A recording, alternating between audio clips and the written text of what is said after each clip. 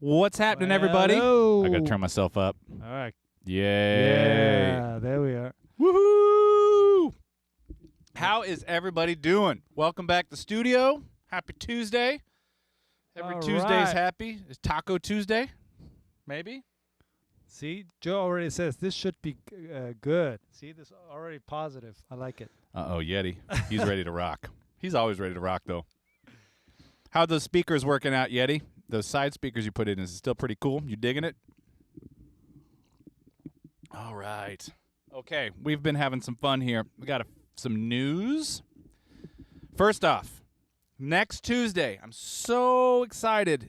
We finally are going to have Matt Phillips back on. We're talking all things acoustic. I'm going to have some updates on the the Facebook group in the next couple days about kind of what the starting topics are going to be. I got to get this thing. Look at this, man. I'm the fiddle guy. There we go. Okay, I'll stop fiddling with this thing. We're going to talk about practical ways to improve the space you're in. I've had several conversations with Matt this last week, all of them like 3 hours long. It's awesome. He has so many good ideas and is not of the belief that you have to tear everything down and start from scratch to make your room very usable. So we're gonna start with that as our main topic. The space you have, how do we improve that? How do you know what to improve? How do you know what to buy? How do you know what not to buy? All of those things. And then we'll go from there. So that is next Tuesday at 6 p.m.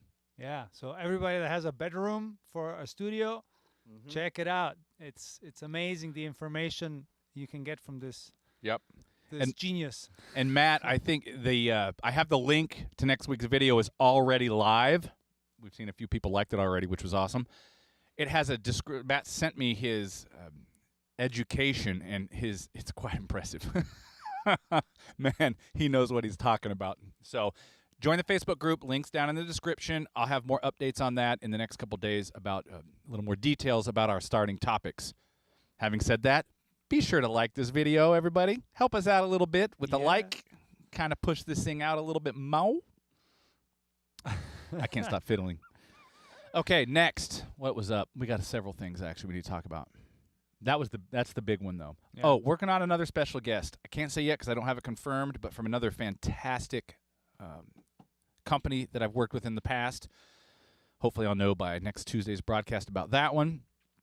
We also have, if you see to my left, right over here, super stoked to be a part of the radio family. Some gear showed up today. It was like Christmas.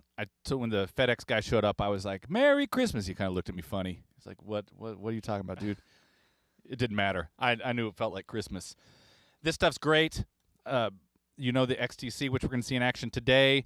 Ernesto and I have some things planned in some upcoming broadcasts. We're going to be doing some more guitar and workflow type things, alternative workflows to get different sounds, also working on different budgets, that sort of thing, and just different ways to work to get different results, basically.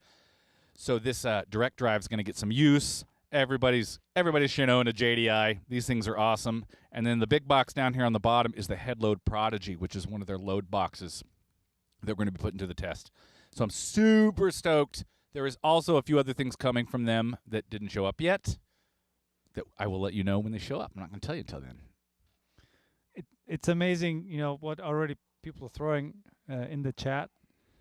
It says, Justice says here, I saw a video where they record a hi-hat sample from the snare mic and aligning that sample with the hats and then reversing the phase to remove the hats from the snare. Oh, that's a good idea. I'm going to try that. I mean, you could just really pay attention to your mic placement and that stuff to start with, but sometimes that's not possible because drummers, we're a pain in the ass, man. A lot of drummers beat the crap out of hi-hats, and then you get the drummer that has the hi-hats right next to it. Your Simon Phillips stuff. This stuff's hard to deal with, but that's a genius idea. I'm going to try that. That sounds really, really cool. But he asks, wouldn't it phase out the high end? Maybe it doesn't matter. Add more high end in your overheads. Who cares? Yeah. Do you really need that high end in hi-hats? Some people treat hi-hats way too glassy. Yeah. I know. It's like all the body just is gone. Exactly. And if it does phase out too much the high end, just make something new. Roll with it. I mean, that's sometimes what you got to do too, because If you can't change that, but that's what Yeah. you have to do to fix the problem, and it doesn't have what you really wanted, well, just roll with it and make up something new. You'll Yeah. probably come up with something interesting. Yeah. But you know what? I'm going to try that. I've never tried that. That would be a fantastic test, and then we'll see. That'll give me something to do when I can't sleep, like every night. I'll just keep testing stuff, which is what I did with all these pedals. All right, everybody. No coffee, no recording mugs. We got them. They're actually shipping. Keeps your coffee warm and lets everyone know that, look, until you give me some coffee, I'm not recording you. It's really simple. Simple game. For those of you who bought T-shirts, thank you. I've been staying on top of that. The fulfillment center that we're using because of COVID and all the shutdowns that happened, everybody is so freaking behind. They are getting caught up. I know mugs and stuff are going out now on normal schedules, I believe. T-shirts are still a little bit on the long wait, but I want to say thank you to everyone who has been ordering that, supporting us. We really appreciate it. And when stuff does come in, please take some photos and send them in. We'd love to see it. Speaking of photos, one thing I wanted to throw out there is I want to see everybody's studios. I've been seeing a few like Yeti. I think Alex showed, oh my God, if you guys aren't a part of the Facebook group, go do it just to see Alex's pedal board. Holy crap. But we would love to see everybody's studios, whether it's a small home studio, whether you got a big place. Let's share that stuff. And maybe we'll start highlighting some of those here on the show, having a good time with that. So, see, Alex, you were up until like 3 testing this stuff. 3. You're about 2 hours short. And last night I was up till 5 in the morning. The successor video, the new video that hit the channel today with the Heritage Audio successor, which is freaking awesome, by the way. I was up finishing that at about 5 o'clock this morning. That's how I roll. That's the way it works. So yeah, and you guys can probably see in the background, you almost see the whole video setup. So. Oh yeah, most of it's over there. Yeah. So we're gonna do a video on the video setup here relatively soon too. Yeah, we have a few more things that we're waiting on. Yeah, we're beautifully caged in at this point. So it'll be fun. It'll be fun. When you're building your next studio, everybody, when you settle on the size that you need, you go, okay, you know what? I need, 1,800 square feet would be fantastic. Perfect size for me. Double it. Just double it. Don't ask. Don't think about it. Just double it. Because I thought when we moved in here from the old studio, which was smaller than the control room, and now we're at like 1,650 square feet, I'm like, oh, my God, there's so much room. Wish I had 3,000. Wish my control room was 3,000 square feet. We have so much crap in here right now. But I digress. I love this place. Looks like a black magic for video. That's right. I mean, once you go into streaming, you gotta get to the big boys. Yep. The whole rig is black magic. Actually, we're using you can see the ATEM switching software probably in the back of the shot. Yeah, it's in there. OBS on the next computer, and the third screen that you cannot see that's to the left of the OBS screen has all the camera angles and everything on it. And we're running a 8-channel. What's the Blackmagic? We can run 8 cameras on that thing, and then Ultra Studio pushing out HD. So it's a pretty cool setup. It is a pain in the arse getting it going, and it's pain being on the video and running it all at the same time. Oh yeah. Really, not what I expected. But in this age of multitasking, I miss How and Tao. Okay, last thing I want to talk about, we'll go over real quick before we get into things, is we have been talking about possibly adjusting the times of the live streams. It's really hard to find a time where everybody can be involved. So we know that, and we know we're not going to make everybody happy or be able to get everybody included, but we're looking at possibly changing the 6 p.m. to 7 p.m. just to give the West Coast people getting off work a little more time, but we're even thinking about either every other week running 1 in the afternoon, like 1, 2 for you folks in Europe. I'd like to know, on the community page on the YouTube channel, I put that question out there. I have it on the Facebook group as well. Would love to hear from you guys what you think. I know a lot in the States, the 6 p.m. works fairly well, although we might set it back 1 hour because there's a few guys getting in late each week and would just love them to be here the whole time if we can. That would also help, our friends over in Asia and even down in Australia and whatnot. So let us know. And if some of you that are going to let us know are obviously not watching right now, so if you're watching this on the replay and you're in UK or Germany or anywhere over there, Let us know if you'd be interested in that, because we could adjust. We could do something at 1 in the afternoon here, which would be about, what, 9-ish UK? It's 8 hours, right? 9 hours? Roughly 8 or 9 over there. Let us know. We want to try to get more people involved in this. Look at Matt. If you have everyone doubling their studio space, next week's acoustics show will increase in duration by 2 hours. Yep, that sounds about right. Totally. Wow. Got Matt here today. He's going to be here next week, too. We got a lot to talk about. You guys should do air traffic control in there, too.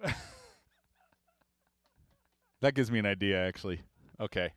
We're going to have a skit next time. Well, maybe not next week. Too much acoustic talk. American Airlines 220. You're on the wrong runway. Joey, have you ever seen a grown man cry?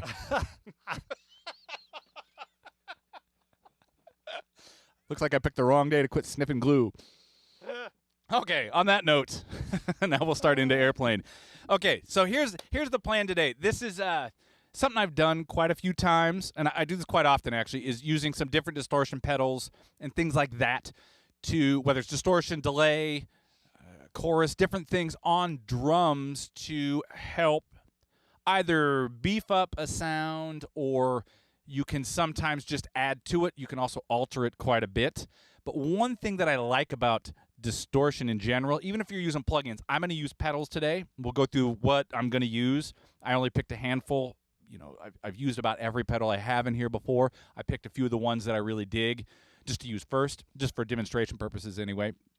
But I find that distortion can really, even if it's not loud, super loud in the mix, distortion can add a ton of body.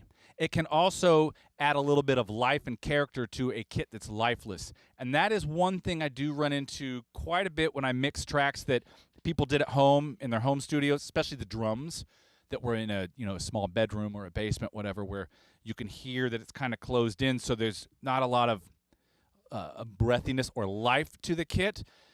Printing a little bit of distortion on a kick drum, on a snare drum, taking a room mic or overheads even and putting some through there and delaying them, you can start to create some space that wasn't there and make things sound bigger, even if you don't necessarily hear the distortion. So don't let the word distortion, scare you off, because I've done this even on ballads or songs where you'd be like, there's no distortion, this is clean and nice, but a little bit goes a long way sometimes. I'm probably going to go pretty heavy-handed today just because I want to make sure it translates through this live stream. But how you use them is totally up to you. All I want to do is kind of give you ideas, show you a couple things that I've done, and then you run with it with what gear you got, what pedals, plugins, whatever your workflow is. But if you run into cool things, just be sure to share them with everybody, because I need some new ideas. I mean, who wouldn't love distorted drums? I mean, that's like the ultimate new instrument. I know. Well, pedals. I also like working with pedals because it's hands-on. Yeah. All these years of guitar players having all the freaking fun, man. No mas. Drummers now, we're getting distortion pedals. All right, should we spin around here? All right. I've got to do the spin. He's going to cut me into the other camera. Let me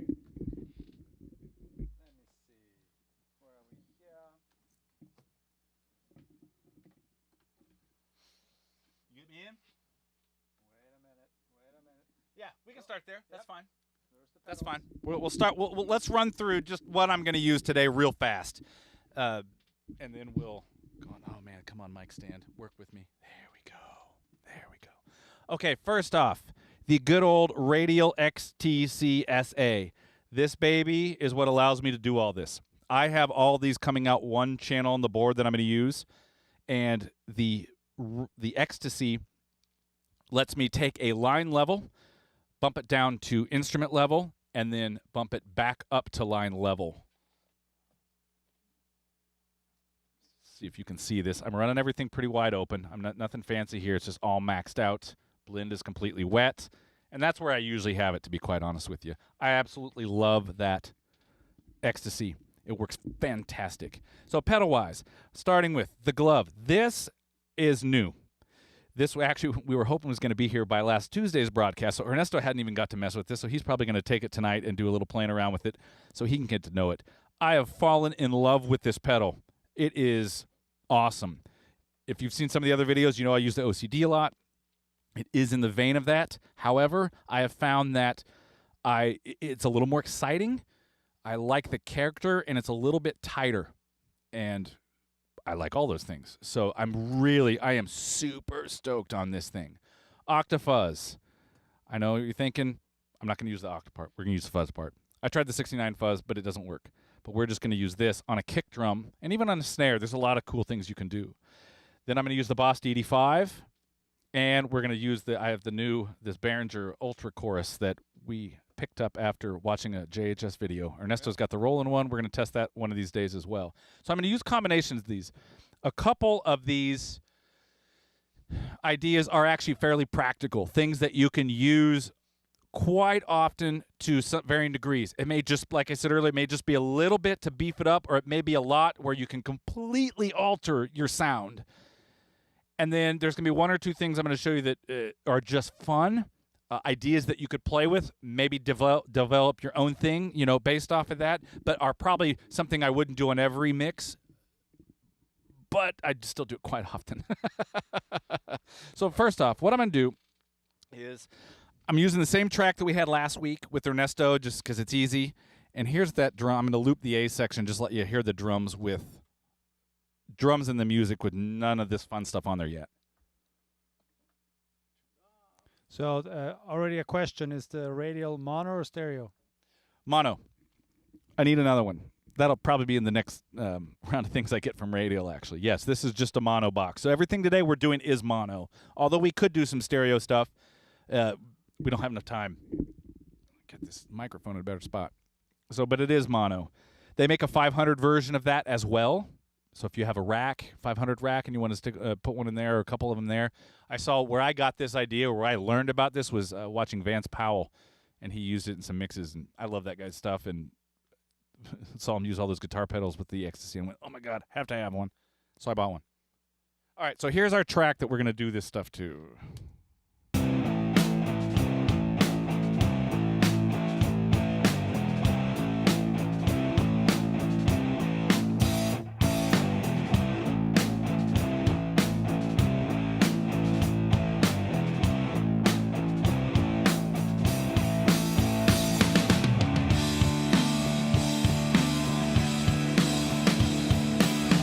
All right, you get the idea. It's kind of got an AC/DC-ish vibe. Last week, Ernesto was shredding over the top, which was bitching. Today, we're going to mess the drums up. So the drums sound good. Here are just the drums on their own. I forgot to label the console, so I hope I just muted the right things.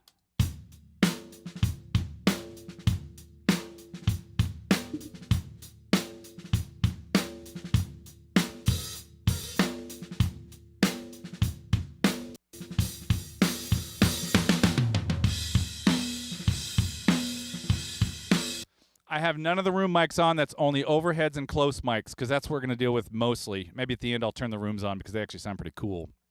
But we are going to do something with the mono room that I didn't compress when we tracked that. All right, so first things first. I'm going to leave the music off for a second, and we're going to start with some kick drum stuff. And then we'll print a little bit of this as we go.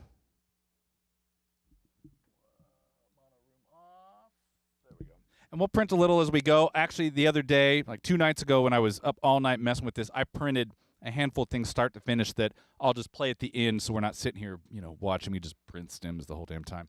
Save us a little time and be a little bit cooler.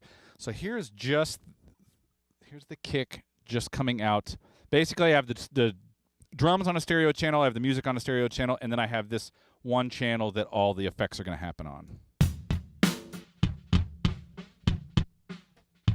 I had the other effects on first. So that's just coming out. So first off, the glove.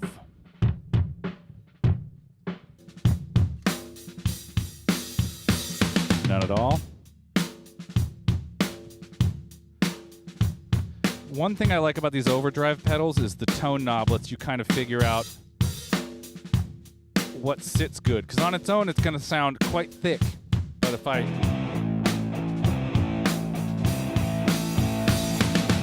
off, on,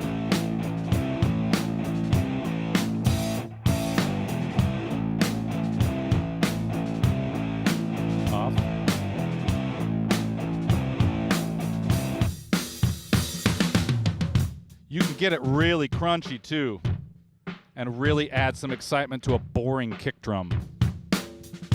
It almost sounds like you have a mic on the outside of a head that's kind of floppy with some nice mid-range. There's off, on. Again, we're in solo on the drums, so you're going to hear things that disappear inside a mix. See here, we can definitely hear that distortion. As soon as I bring the guitars in, though, they eat up a lot.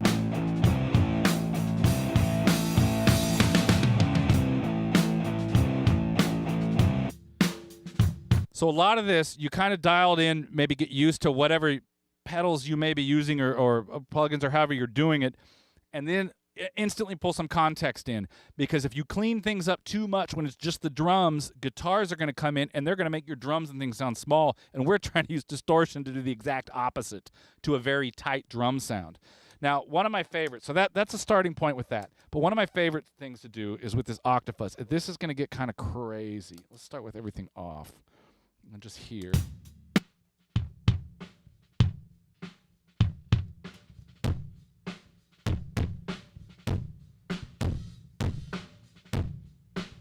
And I'm not gating or anything also. We'll get to that in a minute. That sounds like you clipping the mic. Exactly.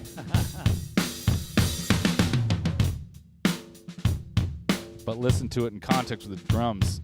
You got some attitude.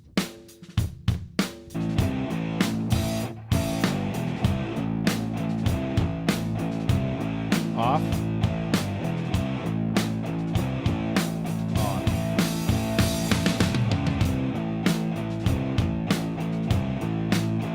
Off. On.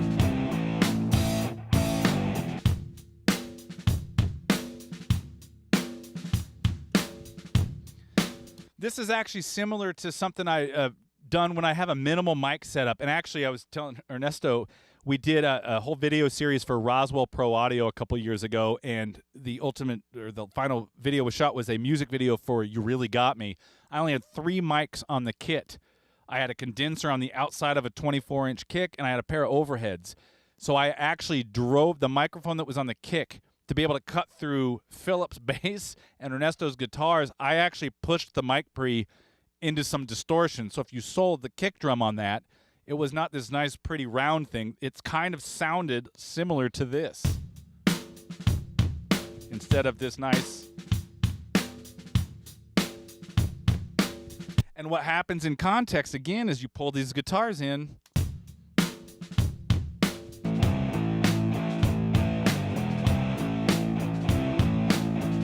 And all of a sudden your bass drum's got some cut and it's got some size to it. Again, it's a great trick if you don't have multiple mics on the kick and you need to add it. Distortion can be your best friend. Now, the next thing I can do is we could also stick a gate on here if you didn't want to hear this. I usually don't, but sometimes you might want that. Snares especially, and I do have it on the snare, which we'll get to in a second. But the kick I usually kind of leave open unless the distortion is pulling some upper mid-range from the snare and it starts to make things sound like it's delayed a little bit. Then I'll maybe stick a gate on there or an expander even, just to kind of cut that out a little bit. But most of the time on a kick drum, man, I'm actually trying to blow all that stuff up and then blending it in. Now, I'm using it in context subtly. But what if I'm going to mute the other kick? Can't because I'm sending out. Hold on, let me pre this out. Okay, got some pre-fader action. Let me go make sure I'm not killing this now because I'm going to change my level.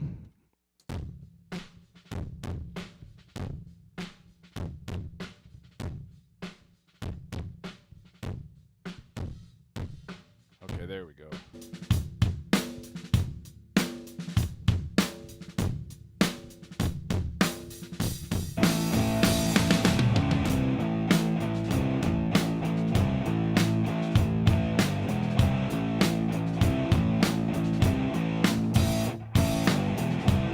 Get a pretty massive kick drum sound that way. Octa Fuzz is cool because it's way more explosive. The glove is kind of cool because you actually have tone control that you do not have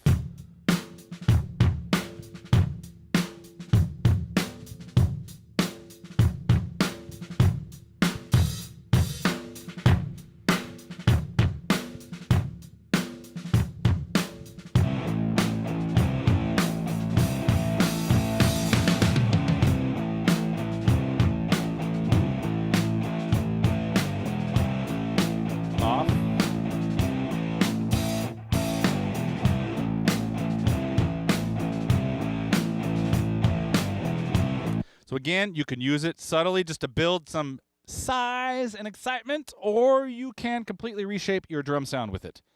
Okay, that's a couple things I do with the kick that are kind of fun. I've used the modded DS1 a few times. I actually got a really cool sound one time with the EVH, although it was only useful on that particular thing I was doing. Totally unuseful for any day-to-day stuff. Either one of these pedals are day-to-day. You could blend in with about anything if you needed to add something to your kick. And I'm in love with the glove, which replaced my OCD. Hard to beat an Octa Fuzz. All right, kick. Well, we just came from the kick. Snare. First off, am I missing anybody? Questions? Dave Pensado uses it, Alex? Yeah, Pensado's awesome. Yeah. Alex, yeah, you feel the drums a little bit more? Yep, exactly. Now, in the end, I already printed some things just because I didn't want to waste your guys' time with me printing all these different things. So we're going to go through this, then I'm going to pull up the things I already printed. We can turn things on and off and actually hear what they're doing to the whole mix. But that'll be the final thing we're doing after we go through kind of these one at a time. So, okay, snare time. Let me kill the track. I'm gonna pre this out too real fast, so I can pull that down a hair. Okay. I love with the glove. Ty, welcome, brother. Okay, I'm gonna turn the gate off. Smell the glove. That's right. This one goes not to 11 but to 12. That's right, baby.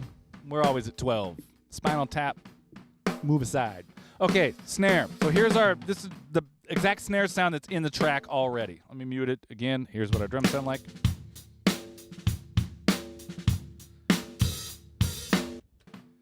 Okay, we're gonna start with the glove. I should add, before we start doing this, the snare, this is gonna completely alter our snare sound even more than what you heard with it on the kick. But bear with me, because in context, a lot of this stuff is quite cool, or can be quite cool anyway.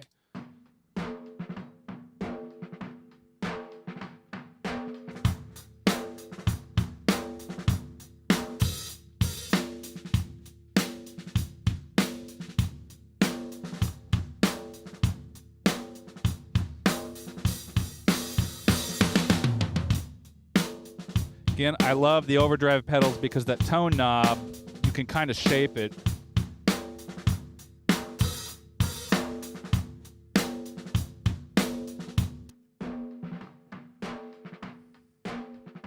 I mean, you could really get, but it gets a little unusable there. So I usually go to where it's just slapping it and then try to dial in some tone.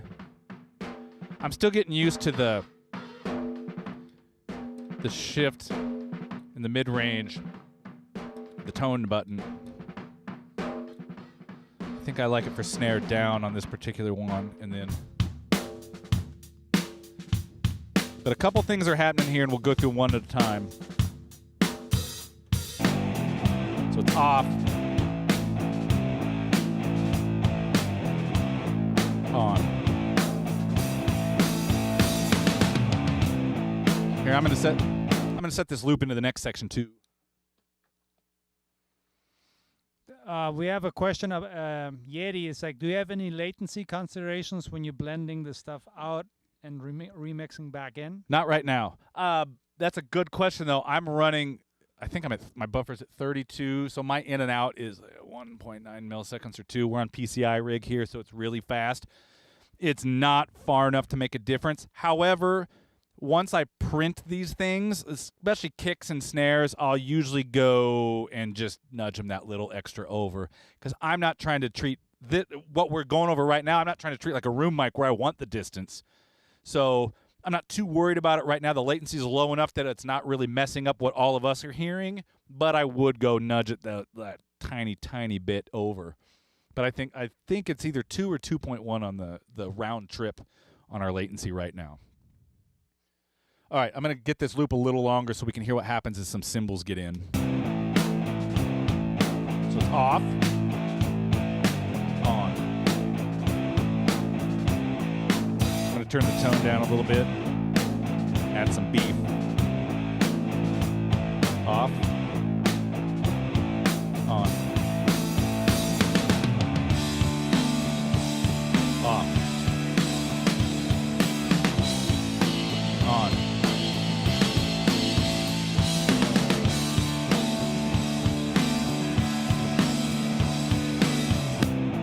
Bring the tone knob up a little bit. Volume back. Off. On. This, man, it makes the snare. I've got it quite loud. I mean, right now, if I turn the music off.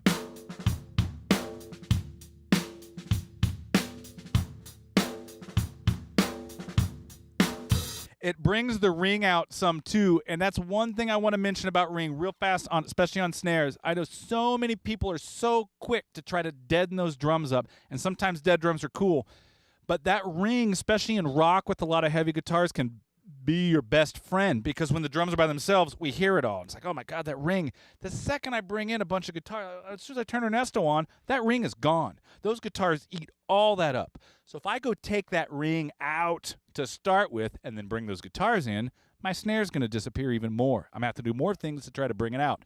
In this case, the distortion is actually adding to that ring a little bit, but I think it sounds cool. It's a little rough around the edges too, but you don't notice as much roughness in context.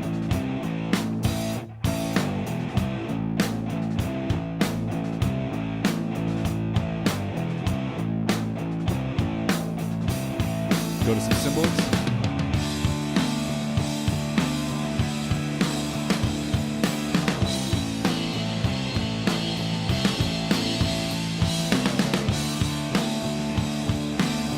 So it adds a lot. What's the Octa Fuzz sound like? Let's see. This may get gnarly. Let's just hear that on its own.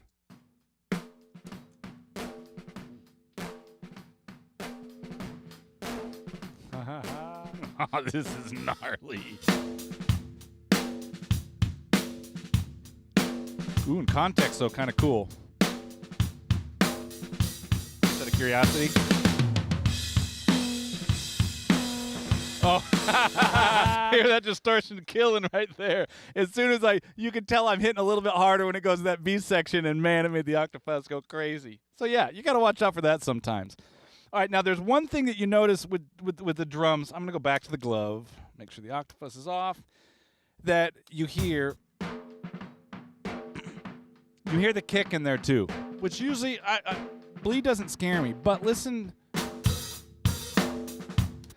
to the kick drum. Try to ignore listening to the hats and the snares right now and listen to the kick drum, because you can hear that bleed into the snare mic with the distortion on creates a kind of a distant mid-range in the kick.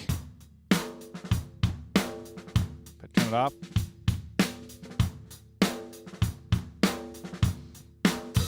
That's not necessarily bad at all, and if you've got room for it, it may actually be really cool. But if it starts to make your kick drum feel less defined or further away, because that mic, obviously the kick drum mic's inside it, the snare mic is a couple feet from it, so that sound is delayed getting there. If it starts to have an adverse effect on the punchiness or the upfrontness of your kick, then we'll add a bit of a gate here.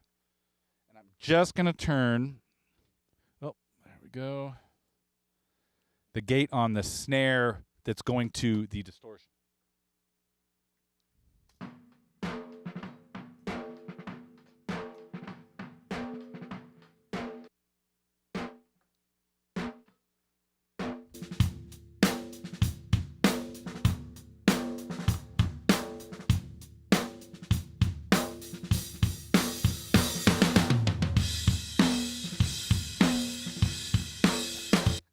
I hit the snare so hard those first couple of hits of the B section.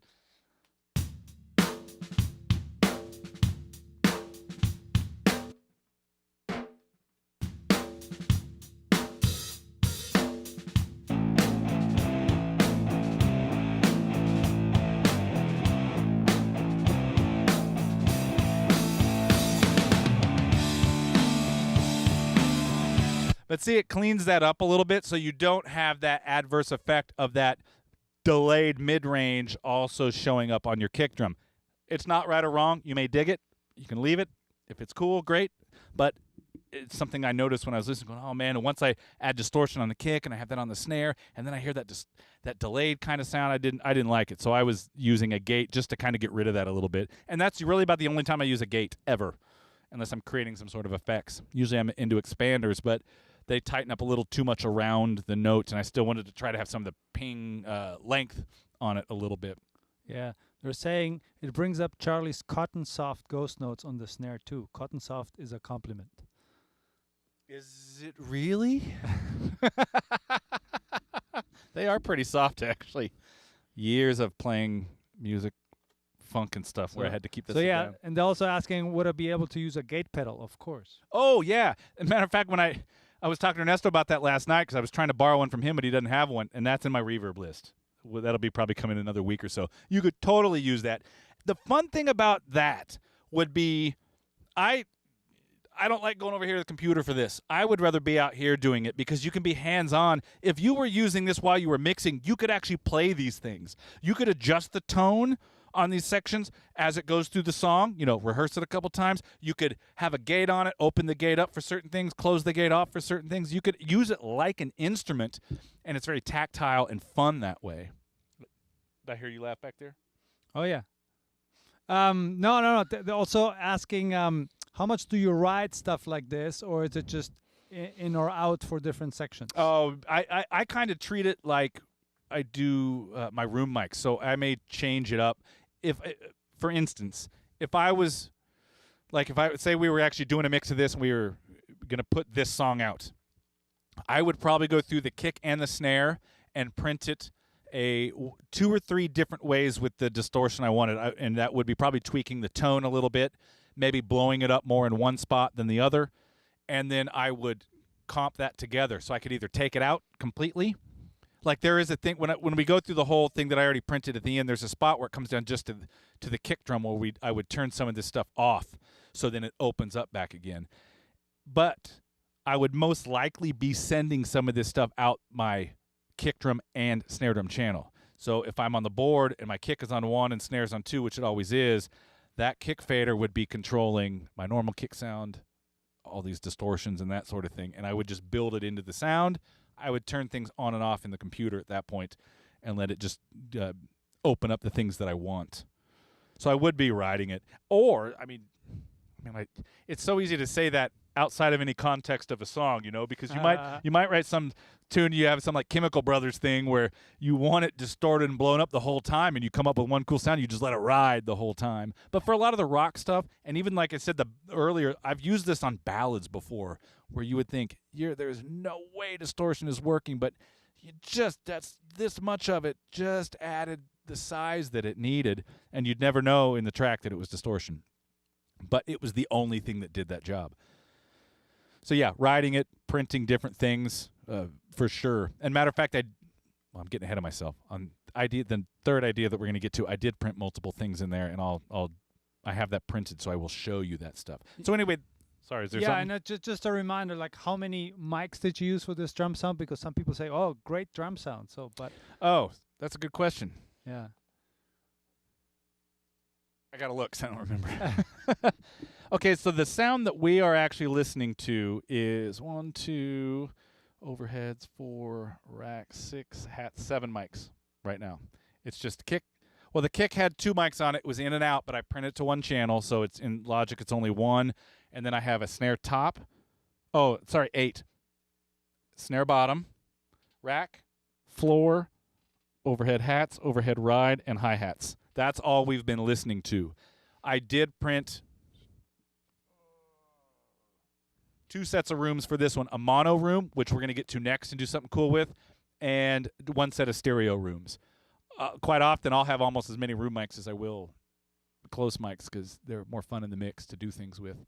But yeah, this is just 8. That's it. Just take the time to get it right. You can do some cool stuff with just a few mics. You don't need 20. Matter of fact, every time I get a drum sound that's cool with 4, 5, 6 mics, 7 mics, I'm like, why do I set up 18 mics when I go do a session? It's weird having you behind me Yeah, Because I'm trying to turn around and like talk to you. Yeah. And, they're looking at me going, what the hell is he doing? All right, enough about kicks and snares, although they're awesome. Let's get to the fun stuff. This, a little probably less practical, but a hell of a lot of fun. And depending on what you decide to use to trigger this next sound, actually you could do quite a few things with it all the time. This is what I call my percussion, drum percussion. And I'm going to take the mono room mic, which was the Red 12 shotgun mic, which I often print with no distortion. Matter of fact, I print that 2 ways from now when I track. I leave it uncompressed, because the way it handles, it's very kind of dark. It's out with one set of room mics. It's lower. I can mess with it later, do all sorts of cool stuff. And then I parallel that off the board. I send off an aux to my Dynamite, and I blow it up while tracking. I didn't do that on this one because I didn't need it really. I wanted to use this mono room mic to trigger some other sounds. So let's take a listen just to that. This is where we start having some fun. Turn you off. Everybody off. Okay. Here is just that.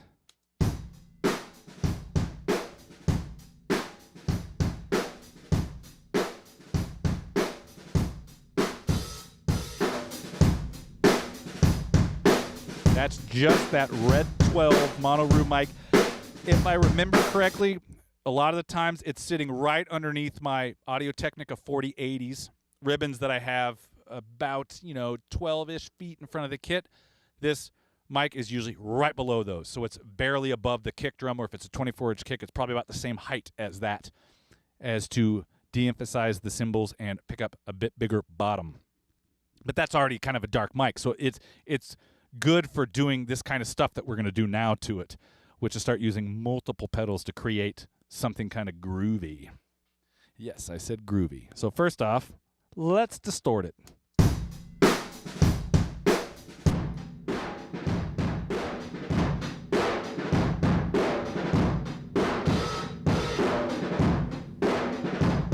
And let's just hear what that sounds like. Here without it.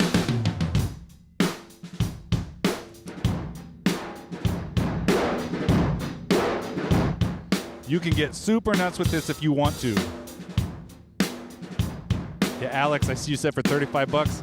That's exactly what I said. I finally went, I can't go wrong even if I don't like it. It's 35 bucks. It showed up in the middle of a session. Had a drummer in there. We'd done a couple songs already. FedEx knocks on the door. I get it. I go, I asked. I said, hey, can I just set this up? We won't spend any time. I just want to hear what it sounds like since we got a session. She said, yeah, no problem. We set the mic up. I just muted on the board. Forgot about it until a couple hours went by.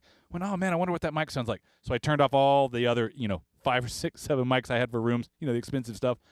And then we pulled that thing up, and he was sitting right next to me. He's like, what'd you just do to the mix? I said, all I did is I turned all the big rooms off, and I pulled up that $35 shotgun. He goes, oh, my God, I love it. So before we even tracked to the next take, I got online, and I ordered a second one. It was that cool. All right, so this is our starting point. All right? Now it's time to turn this into some percussion. We're going to go over here to the boss.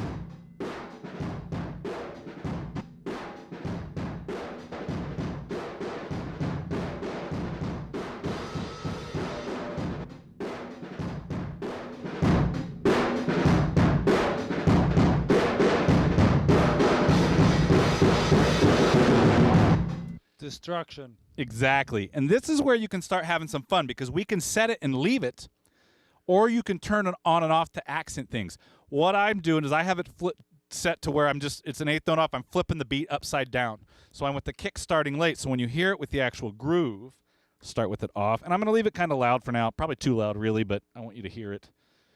Man, I wish these pedals were closer to me.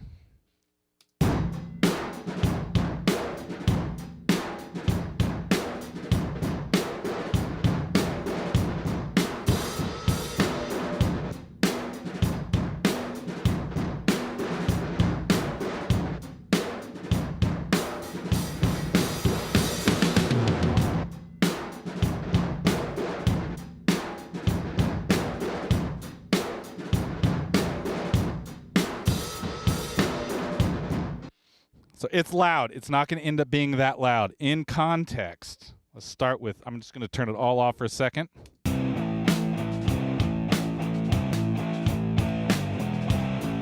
All right, now the room mic is on. Distortion. That's actually kind of cool too. Let's get through the drum fill.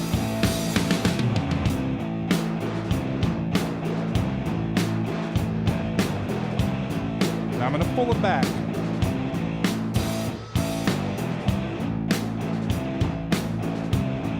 To where it's not so obvious.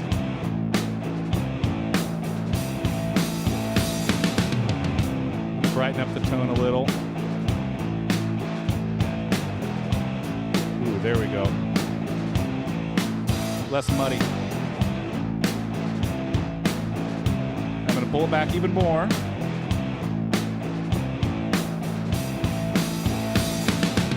Now it's off. See how much space it takes up?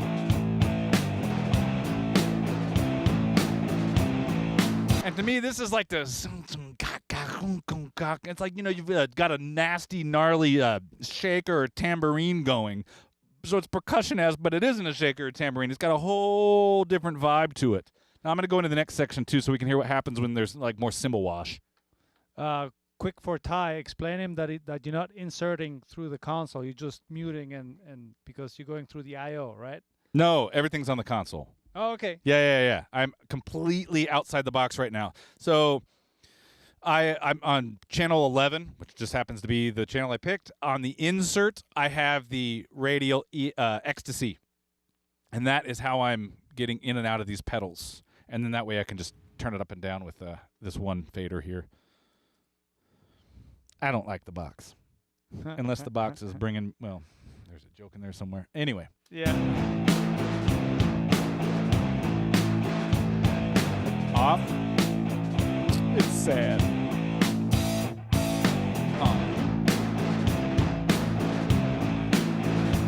Again, I'm going to leave them loud, kind of.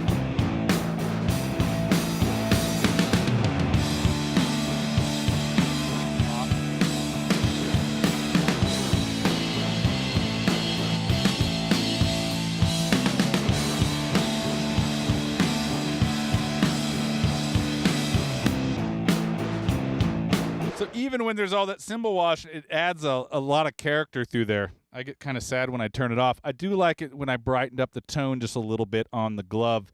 Again, I'm just going to say it one more time, that's why I love these overdrive type pedals with the tone knob, because you can get it distorted on drums, but the tone knob really lets you dial in the sound you want and can easily change it as the song is going on. Maybe you print different things as the song is going down.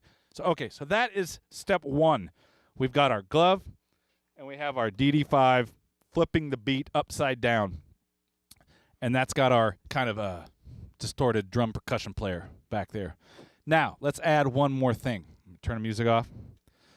We're going to add some chorus.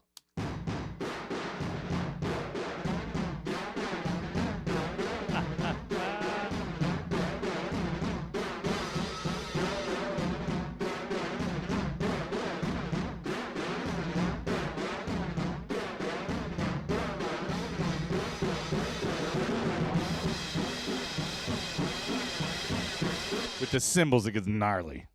So I'm going to go back to just the A section for a minute. Although I like the gnarliness, but just for us soloing it up, it's a little bit nasty. So this is just the glove and the chorus.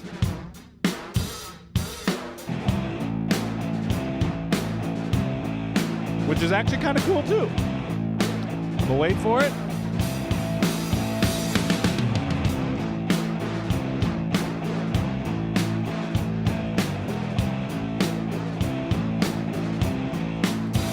No chorus.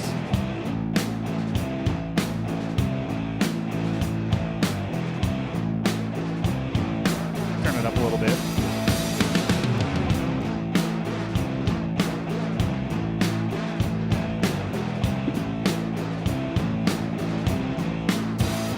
So the chorus adds a little bit of extra movement to it, which is kind of cool. But now if I turn it off, Here, let me turn it down to where it's more of a blend, where maybe you don't notice right away that we've done a bunch of crap to it. Okay, off. Now it's just AC/DC. Now it's AC/DC on acid.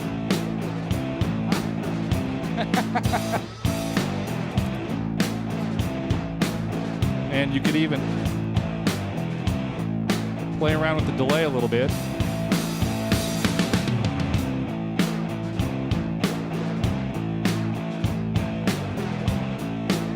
Think of it like a clap track. You know, like you're doing that, and I'll turn the delay on and off for that.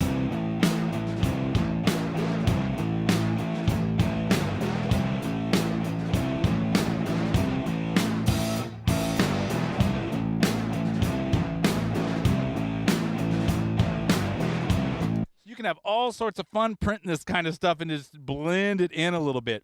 And it does get, kind of the idea, when I use this idea, I want it loud enough to where you'll eventually hear it, but I don't want it so loud maybe on a normal basis to where it kind of takes over, but maybe you hear it the fourth or fifth time that you've listened to it, all of a sudden, you know something's there, but you haven't identified it, and you start thinking, wait a second, what is that going on in the background? What the hell is that?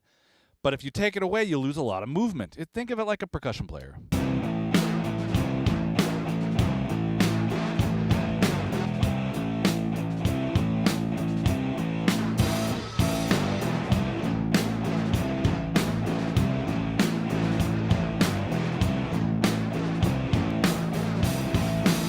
Go to the simple stuff. Off.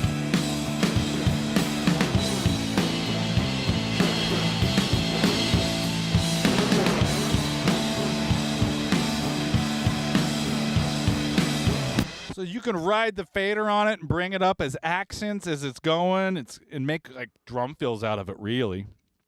But anyway, that's the basic idea of all of this. These are some of the Octa Fuzz I've had for a while. I use it all the time. The delay, I've done this with a ton. I've even done this while tracking. I've set up the quad reverbs down here, and I've fed it back to the drummer.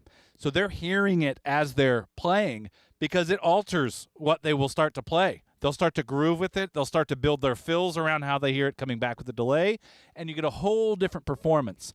It's actually easier to dial in the guitar pedals than it is the rack stuff. Because I can also play with it around, bend it around what they're doing. So it's I'm almost like another musician working with them. But it's really fun to do this stuff. Now, what does all this sound like? Wait, hold on. Yeti asked for something here. Yeah. He quickly wants to know the chorus without the distortion. Oh, just the chorus. Yeah, man. Yeah, if you guys want to hear any combo, yell at me. Literally yell at me because I won't hear you. Let's just start.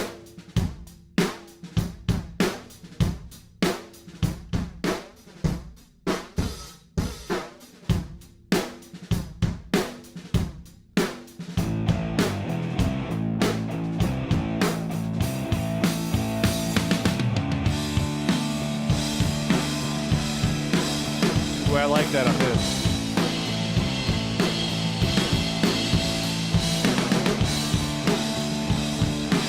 That could actually be cool also just straight on the snare drum. Could be kind of a neat blend. Just to kind of add it in there. The other cool thing about this, since it's all analog, it's all going to react to how the player is playing, which means it's going to be moving a lot too, which creates a lot of depth in things. All right, we have any questions I've missed? Ernesto? Do you think about this during setup, or is this something you come up with later while mixing? Ooh, that's a good question. I think that would depend on the band. For instance, if it's a metal band, I'm probably not thinking of distorting too much stuff going in, where I don't have as much control over it.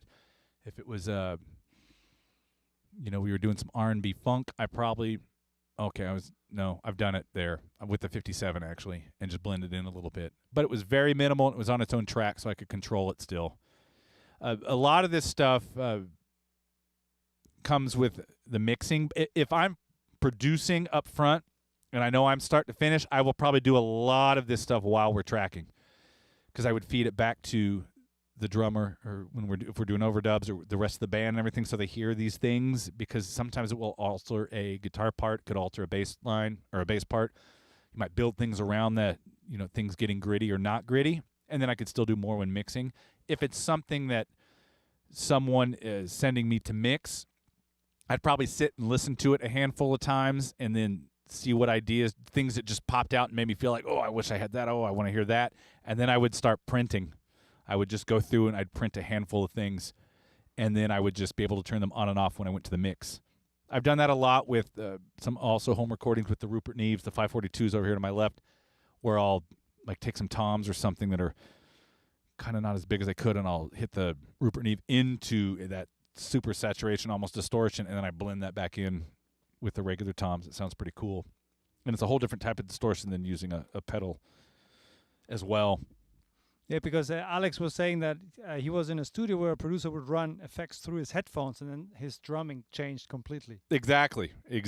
That's what's cool about it. You get a different performance. You start playing different fills. You start playing different parts. But it affects everybody. It's the same with you when we've been writing. If I've changed, well, the song isn't out yet. We're not done, but there's a tune that we shot video for an entire day as well. So there will be yet another mini series, but very different than the last two, where I changed all these parts that we had in the song that was already written, and he played completely different on top of it. The same thing with these pedals. If you put these on, the drummer starts playing differently. Then all of a sudden your bass player starts playing around that differently. Then all of a sudden your guitar player is doing something different, and maybe it's even the singer starts doing something a little different based on that. So it can kind of be a domino effect, which is kind of cool. Yeah, if you get the guitar player to play something different, then you have something, yeah. Yeah. See, Regal Beagle, he said you've done that with the snare for a ska band. Oh, hell yeah, exactly. That's why I said a minute ago, you could easily do this, the delay thing on the snare can be kind of cool. Or you can go the police thing, put on the hi-hat. Then it's really bitching. Wade is saying, I wonder how many Red 12s Charlie has sold. Because Regal just bought one. Let him know. Tell him Charlie sent you.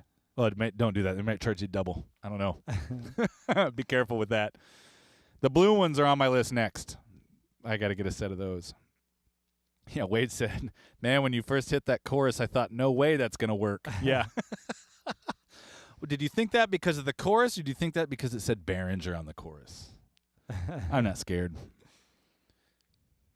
I know. What else? Have I missed anything else? No. That's we're doing great. Okay, cool. So here, I want to go through I'm going to let this roll for a second. I'm going to play what I printed the other day so I can actually turn everything on and off so you can hear how the culmination of having something printed with the kick, the snare, and our distorted drum percussion line, how that affects things when you turn it on and off.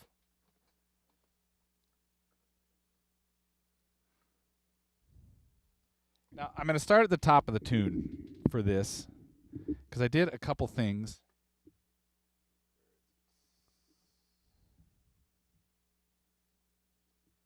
For our distorted percussion parts, I actually printed a version probably similar to this where I had the tone on the glove a little higher, and then I did one where I had it way down so it was darker and kind of muddier, and then I used that on the intro part where it's just the kick drum, so you get this almost like this wave happening, and then it opens up a little bit. So I'm going to start with everything on. Let's just take a listen. I actually have no idea where these balances are, though. We'll figure it out.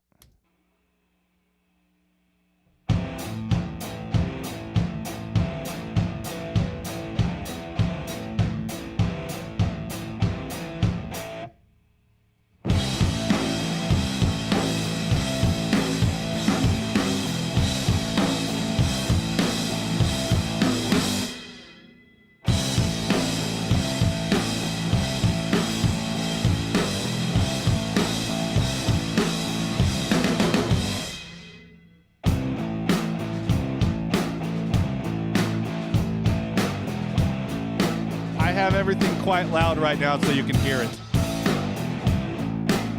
Probably more than I would. Unless I was feeling dirty.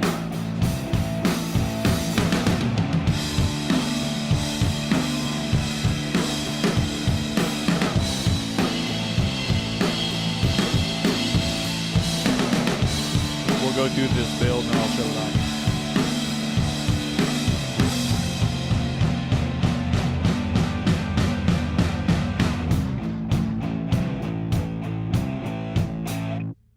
Okay, so here's what I printed the other day, just so you have a reference. Here's the kick and the snare. Go to the A section.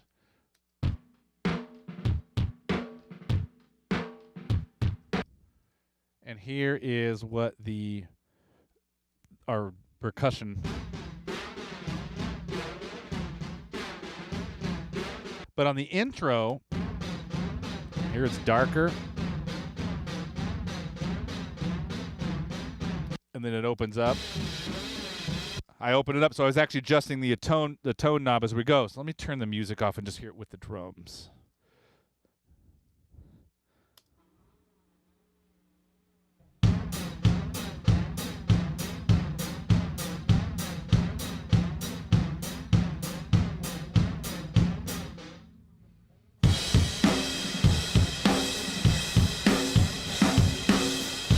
Now, I've got, like I said, I've got everything loud, and this is the part where you get to dial things into either your personal aesthetic or what the song kind of needs. You could use these just a little bit, and it wouldn't make it so gritty.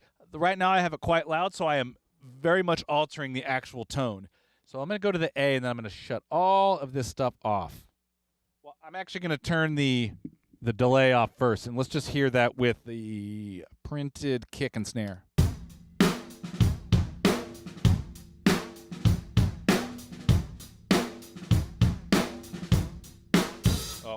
Hold on. There we go. Wow, the color changed dramatically. Yep, there's off. On. Off. Whoa. It's huge. Again, it is kind of loud. I have it loud, I know. Now let's put it in the music. I'm going to start with it off.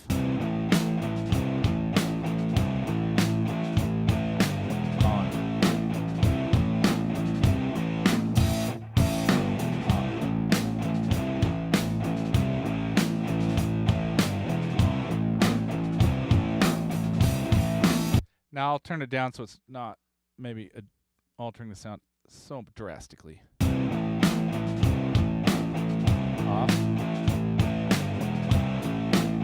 Yeah, now it's a bit more subtle.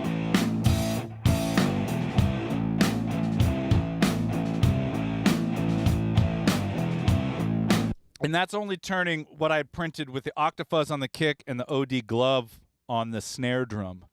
So if it's subtle, it thickens things up a little bit.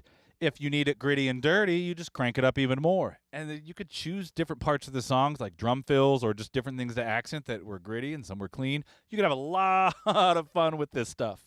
I will warn you, though, your reverb list of guitar pedals will probably get quite long, and you'll probably spend way more money on them than you should. All right, so now let's turn on. I'm going to turn all three of these things on. We'll turn our distorted delay thing back on.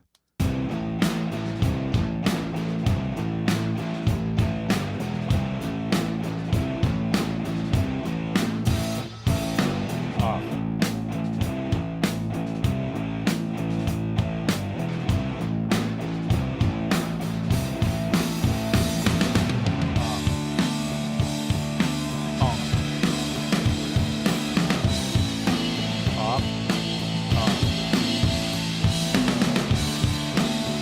So it adds a lot.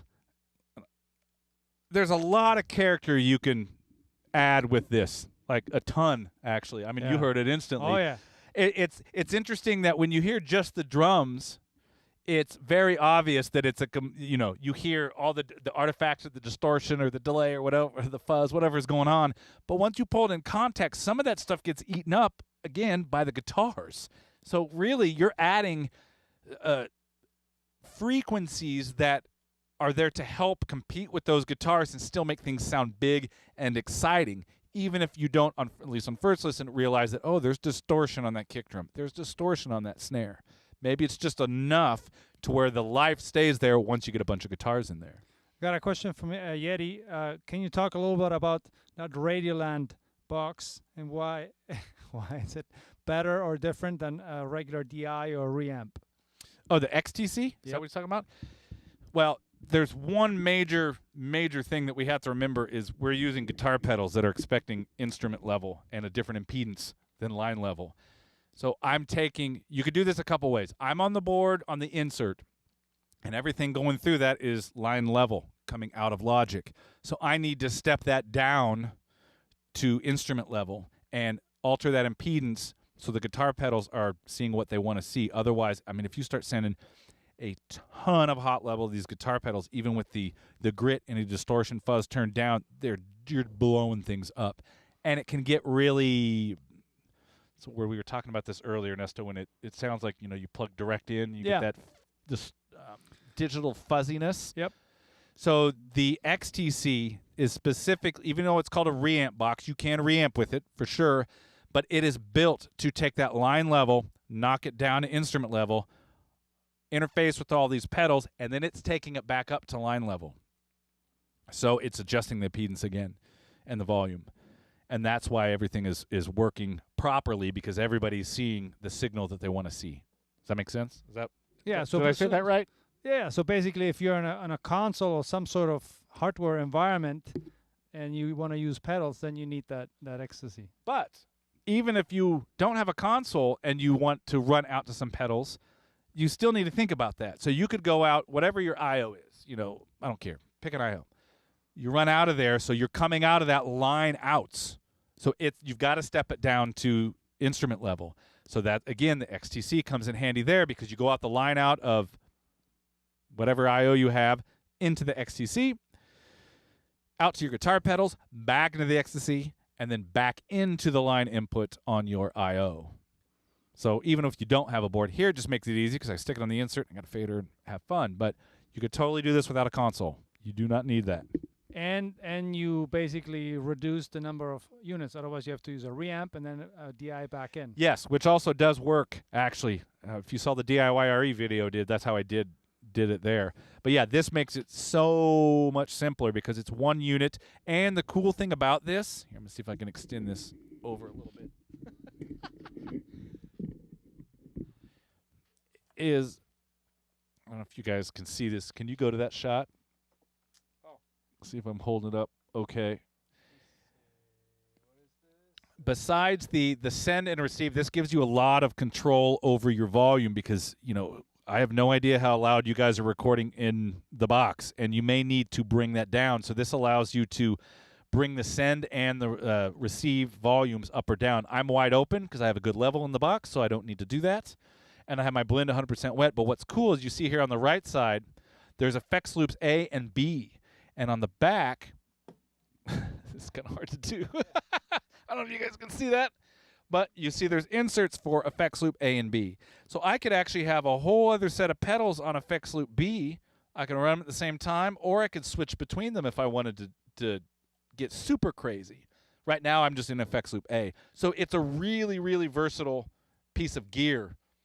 And it's like everything Radial. It's built like a tank. It's going to last you a lifetime. It's worth the dough.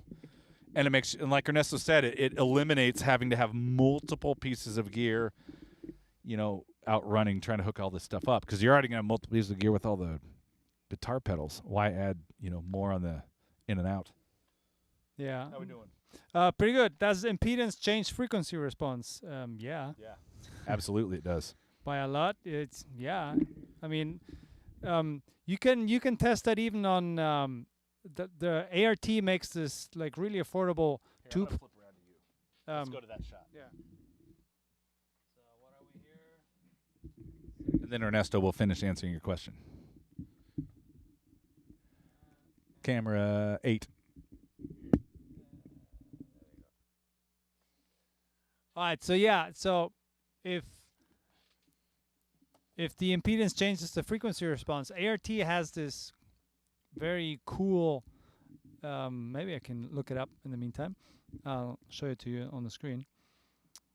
And that has a variable impedance knob, right? And when you use a microphone and you start messing with that impedance knob, the high end changes drastically. So it goes from, I think, 300 ohms all the way up to 1K. And sometimes, ooh, I want brighter, I want better. So you can, mess with it, but it's dramatic how it changes. Yeah, it could be quite dramatic. And that ART box is pretty cool, actually. I just saw who asked me a question. Let me see. ART, there you go. BK Smith 3022. I'm looking that up. I'm not sure if it does, if the 500 series has the AB or not. I'm looking that up right now. I went with the tabletop because I'd like to have it right there, and my 500 racks are going to be full when I'm done building my sound sculptures. So yeah, so here's that ART. I'm gonna switch that guy over quickly. Number 3. So, and right there's that impedance. So you move that thing, it goes, from like 300 to 1K. Man, you move that guy and the tone changes drastically. So yeah, impedance makes a big deal. So yeah, so this is a pretty neat 2-channel tube preamp. Very affordable, as you can see. So that thing is cool too. Yeah. We use it a lot. He still uses it all the time. It does not look like the 500 series has the 2 loops on there. Looks like just one, which kind of makes sense. I mean, given the form factor. Alex says yes, it does. I'm not sure it is. I'm looking at the schematics right now, or the website.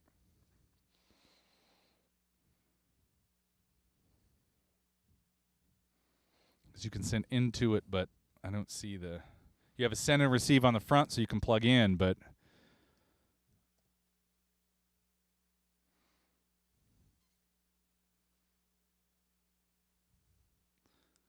No, it doesn't look like it. Oh, John, yeah, that ART box is so underrated. You're totally right. I mean, it has so many options in there because it has pre-built, has presets, and everyone sounds totally different. So you can even brighten up something that sounds very dull, and then you just use that preset. So yeah, it's very underrated. Thing is, they give you those controls so you can try to match impedance, right, Yeah. to the microphone. But you can use that as like a tone control, and get really creative with that stuff and use it in ways that it wasn't meant to be used, and come up with cool ideas. I'm looking to make sure I didn't miss anything.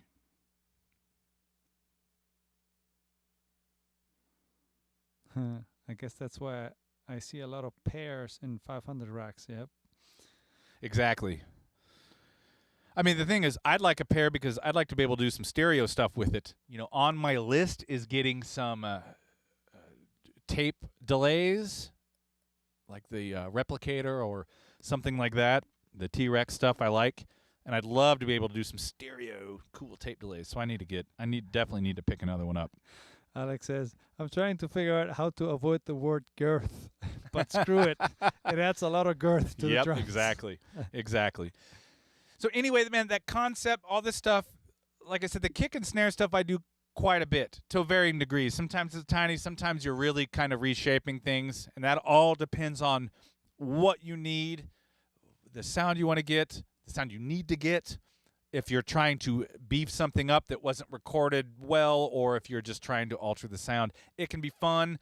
It's nice having controls on the knobs, being able to do things in real time, print, all that stuff, and then turn it on and off as you need it and get super creative with it. And the same thing even with the delay and the chorus. You could, if you put it on the snare, like I think I saw, who did I see did that? I saw post Regal Beagle Studio did it with the snare. Man, that can be so effective. It might be a hi-hat. It might be a hi-hat and a snare. I don't know. You just got to try things out and use the gear that you've got. This just happens to be the stuff I dig that I have here. Anything else? No, I mean, these guys are just throwing all these funny comments.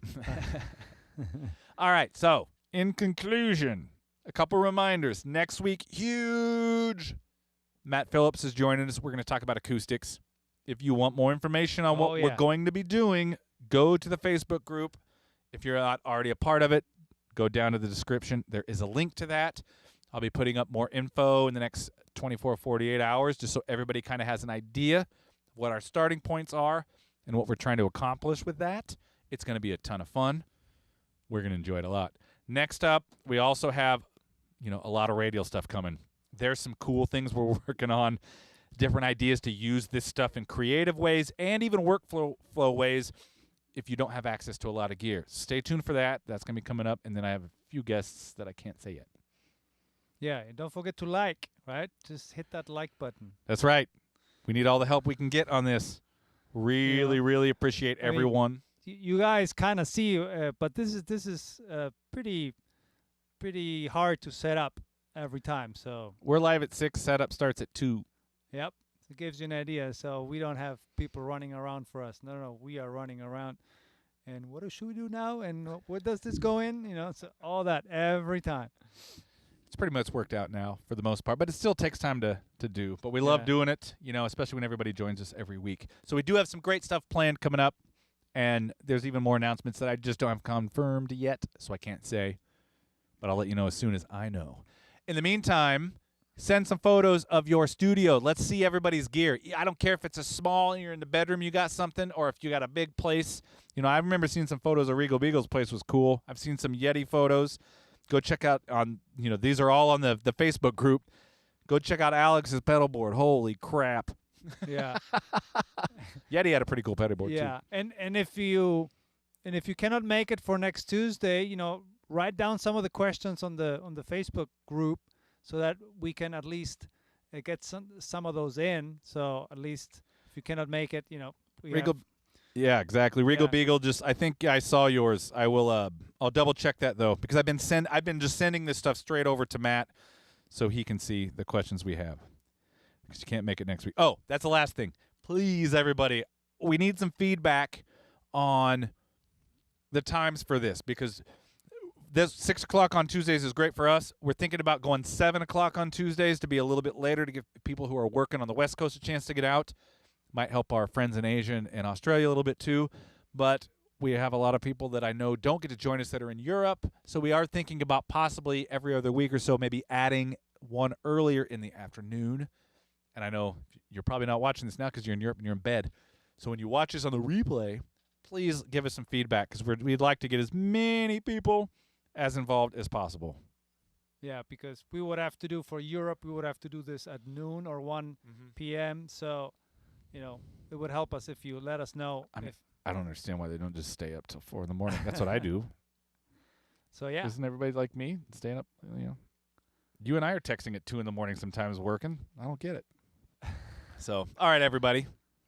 So, all right. Yep. That's all we got. Yep. And, yeah, this is fun. It's experimentation. There'll be more. Well, a lot of experimenting, actually, because this is the cool stuff. And if you guys come up with cool ideas based on this stuff, share it with everybody, because I need some new ideas to steal.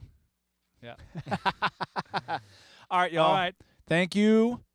Have a fantastic time, and we will see you next week as soon as Ernesto finds the graphic over here that takes us out. And here we go. See you guys. That's not it. Nope. Oh, it moved on me.